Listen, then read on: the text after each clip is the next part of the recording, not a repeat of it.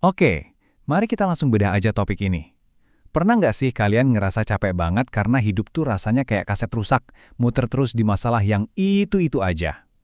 Nah, di pembahasan kita kali ini, kita bakal membongkar sebuah rahasia besar yang sering banget nggak kita sadari, yaitu beban emosi dari masa lalu yang belum sembuh. Kita bakal kupas tuntas kenapa ini bisa terjadi, dan yang paling penting, gimana caranya kita bisa memutus rantai trauma lintas generasi ini. Jadi siap-siap ya buat dapat perspektif yang benar-benar baru. Pertanyaannya gini, kenapa sih kita sering banget ngerasa terjebak di situasi menyakitkan yang sama?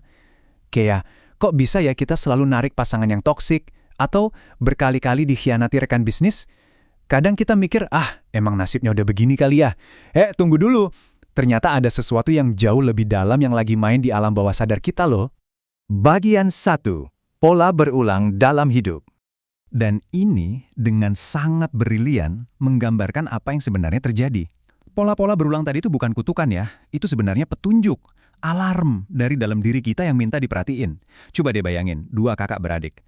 Sang kakak ngakak pas lihat kemoceng karena ingat omelan lucu ibunya zaman dulu.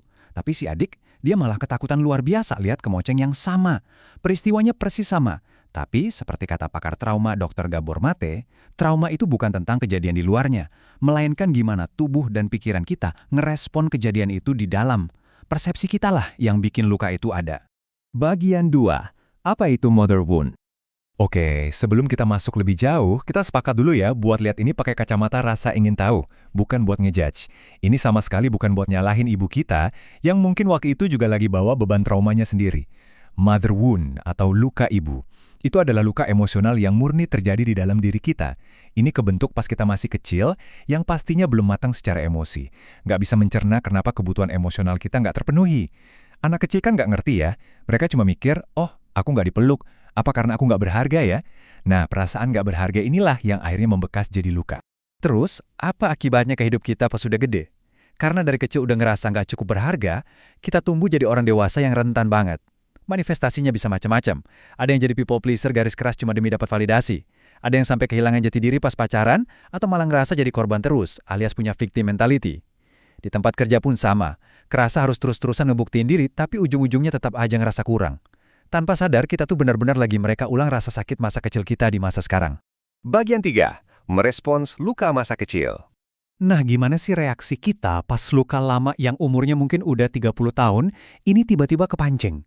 Jujur aja, duduk diam dan ngerasain rasa sakit itu tuh nakutin banget kan? Makanya otak kita pinter banget bikin mekanisme pertahanan atau coping.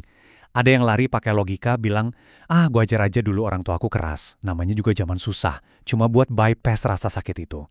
Atau kita mematikan perasaan itu dengan pelarian, makan berlebihan, shopping gila-gilaan atau butuh jalan-jalan terus. Intinya kita sibuk lari keluar, karena kita kelewat takut buat ngintip ke dalam. Kalau kalian ngerasa capek karena udah nyoba ini itu tapi lukanya masih kerasa, dengerin ini baik-baik ya. Penyembuhan itu nggak kayak mantra sihir di film Harry Potter, simsalabim, penderitaan langsung hilang. Nggak gitu. Ini butuh kesabaran yang luar biasa ekstra. Kalian bawa luka ini puluhan tahun, jadi wajar banget kalau butuh waktu bertahun-tahun juga buat mengurainya pelan-pelan dengan penuh kasih sayang ke diri kalian sendiri.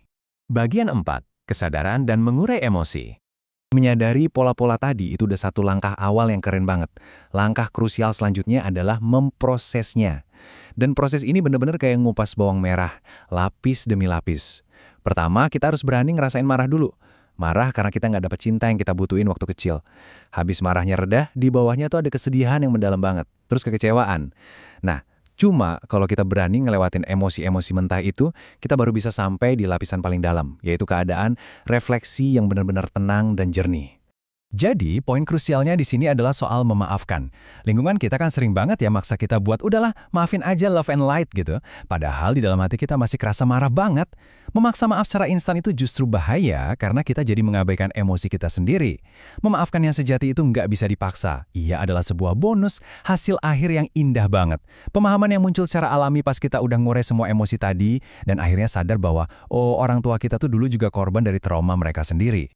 Bagian 5. Menjadi ibu bagi diri sendiri. Kalau waktu kecil kita nggak dapat rasa aman dan koneksi itu dari luar, tebak siapa yang harus ngasih itu sekarang? Yap, kita sendiri. Jadilah ibu yang kamu butuhkan pada masa itu. Ini tuh konsep reparenting yang benar-benar powerful. Anak kecil di dalam diri kalian yang terluka bertahun-tahun lalu, itu masih ada di dalam sana loh, nungguin kalian. Dan sekarang, giliran kalianlah yang bertanggung jawab ngasih pelukan, rasa aman dan cinta yang dari dulu banget dia dambakan. Tapi prakteknya gimana? Kan nggak bisa cuma ngandelin sesi terapi sejam sebulan ya kan? Penyembuhan ini butuh komitmen tiap hari teman-teman. Praktik sederhana yang bantu kita menggali cinta dari dalam diri. Bisa lewat meditasi hening 5 menit aja sebelum tidur, nulis jurnal pas kepala lagi penuh, olahraga yang mindful kayak yoga, atau sekedar berani duduk diam bareng rasa nggak nyaman itu tanpa ada niat buat kabur. Dan penting juga buat kita atur ekspektasi nih. Terapi atau proses healing ini nggak bakal secara ajaib ngapus semua masalah di hidup kalian. Hidup ya tetap bakal ngasih kejutan dan tantangan. Tapi yang berubah itu kejernihan kalian. Alih-alih langsung hancur atau meledak pas dipicu masalah baru, proses ini ngelatih kalian buat ngadapin semuanya dengan jauh lebih tenang, sadar penuh, dan pastinya respons yang lebih matang. Bagian 6. Memutus rantai luka trauma. Mari kita lihat gimana efek domino ini bekerja. Saat kalian berani ngelakuin kerja batin yang intens ini, sesuatu yang luar biasa terjadi. Dampaknya tuh merambat kemana-mana. Pas kalian sembuh, cara kalian ngerespons dunia pun berubah total. Hubungan sama orang tua pelan-pelan bisa menghangat karena kalian nggak lagi ngelihat mereka lewat lensa seorang korban. Hubungan asmara jadi jauh lebih sehat. Karir makin maju karena kalian lebih pede. Dan yang paling keren, kalian ngelindungin anak-anak kalian dari mewarisi trauma bawaan ini. Jadi, rasa sakit yang mungkin udah ngalir lintas generasi selama berabad-abad di keluarga kalian, itu bisa benar-benar berhenti tepat di kalian. Memang ini nggak gampang dan butuh keberanian yang nggak main-main, tapi ngelihat dampaknya yang luar biasa besar buat masa depan kalian dan generasi selanjutnya, pertanyaannya sekarang, apakah kalian siap ngambil tanggung jawab besar ini dan jadi sang pemutus rantai? Coba renungkan baik-baik ya, dan sampai jumpa di penelusuran kita selanjutnya.